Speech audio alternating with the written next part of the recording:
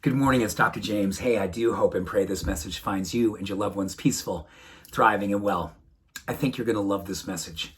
I think this message is critical. I think this message is timely. And I think this message is deeply spiritual, even though the word that this message centers around doesn't necessarily seem like a spiritual practice. But how we go about creating it and what it can do for us, oh my goodness, is it spiritual. The word is grit.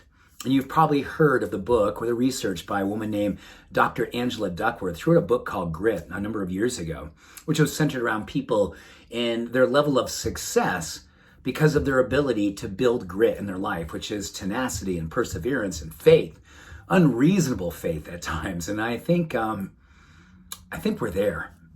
Many of us are there. I know I'm there. Sometimes I feel like more than anything right now, I need an unreasonable faith, because if I'm going to be reasonable and I look at the world, look at some of the stuff, I go, oh man, there is more reasons it seems not to be full of faith, but I want to be unreasonable with my faith. So I'm re-engaging with the power of grit.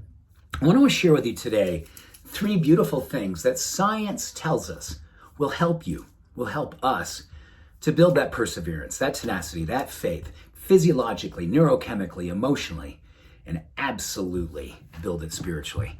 So the first thing that she believes is, and she has the functional MRIs to back it up, is that when we're doing a visualization in the morning, kind of picturing our day, how we want to be navigating our day, kind of our ideal, and how we want to show up and who we want to be, make a fist, make 2 fists while you're doing it. You're like, oh my gosh, I see me doing this and that. I see love, I see compassion, I see openness, I see courage.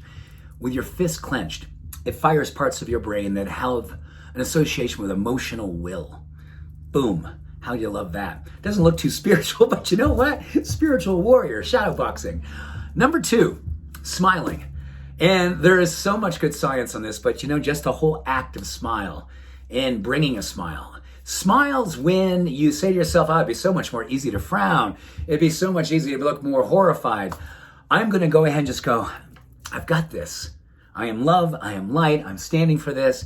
You bring a smile when you see a stranger. You initiate trust and faith and perseverance and tenacity when we smile first, even when it may not be necessarily appropriate. Like, oh, I can just look away. I don't know that person. Why don't we look at that person and smile? That's heroic. That's love. That's inclusion. That's community. That's common humanity.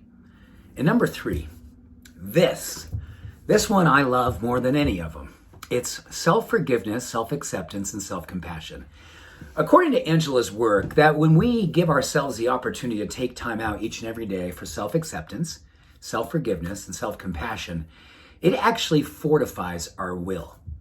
It helps us to feel unreasonably faithful. It helps us to unshackle ourselves from the things that we know we don't want to be standing for, taking those shackles off and saying, I'm standing for something much bigger than me.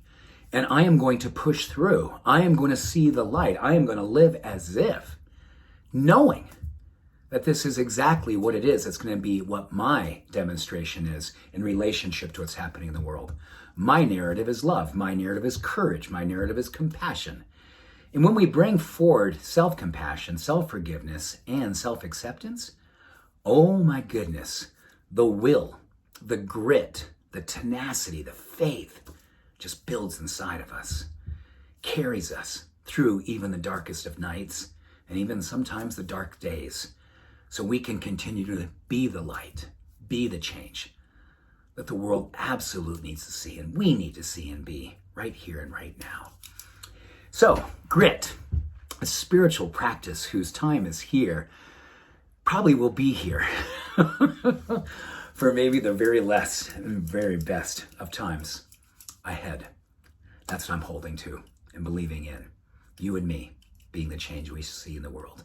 Much love and all blessings. Have an awesome day. Thank you for being you. Bye for now.